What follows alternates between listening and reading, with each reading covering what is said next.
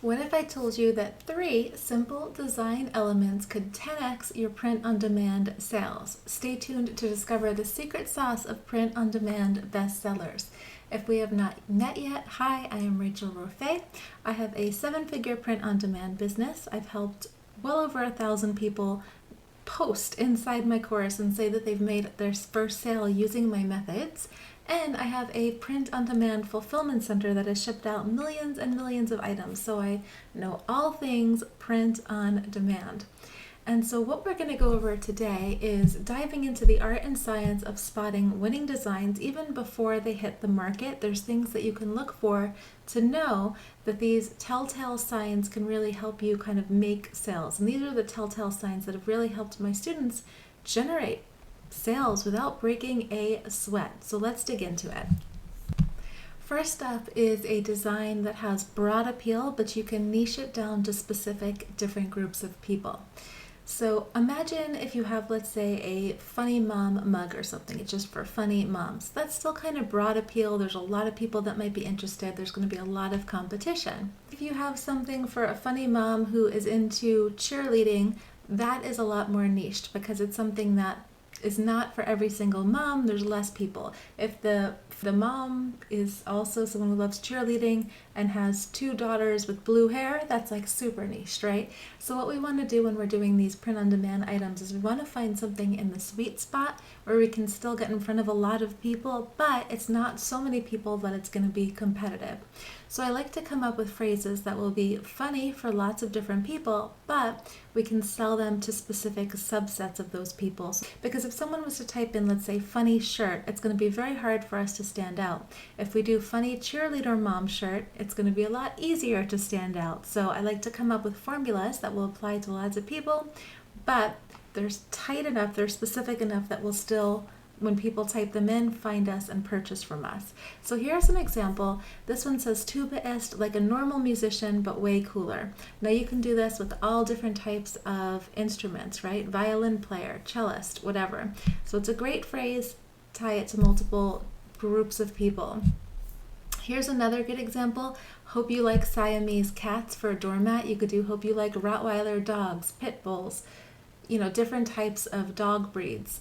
You could even do hope you like twin boys or whatever else. So just kind of tying this in. It's a funny phrase overall, but then to whatever happens to be at the house. Here's a candle example, the warm scent of Siamese cuddles, and you could do that with all different types of animals too. So whatever, raccoon cuddles if you want, but it's a great phrase that you can then apply to lots of different things.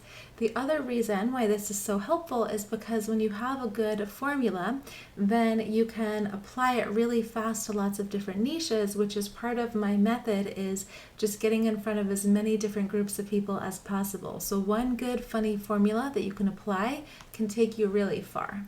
So that's number 1.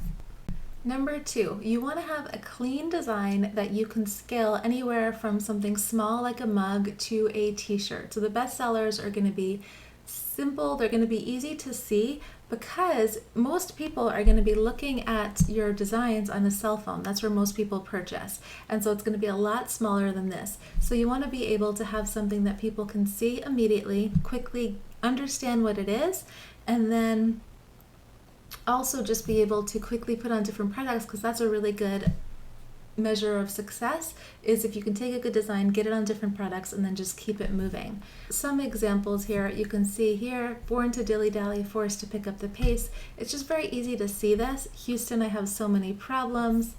Just super easy to read these. You can see kind of big big text, big text, big text. Some of these have images. I know there are more images on Etsy than, let's say, Amazon, but they're all pretty easy to read, and that's a really good indicator of if something's going to sell well. Then the last thing is emotional resonance or humor. So on your designs, you want to have something that's going to evoke some kind of emotion from somebody. So usually funny is the way to go, where people are going to laugh, but sentimental can work as well. Whether it's like a heartwarming message that's going to make someone smile, or it's a pun or something like that, you want something that's going to just kind of break people out of kind of their normal pattern that they're always in and just really appreciate something different. So like You're My Person is really sweet. This Funba, like Grandpa, just cooler, also smarter than Dad and stunningly good looking. That's going to make people laugh and smile. Best effing friends ever. That's another thing that people are going to just feel good about. You're my favorite pain in the ass, this one says. So these are kind of funny, laughing appropriately together since day one. These are going to stand out a lot more than just kind of basic things.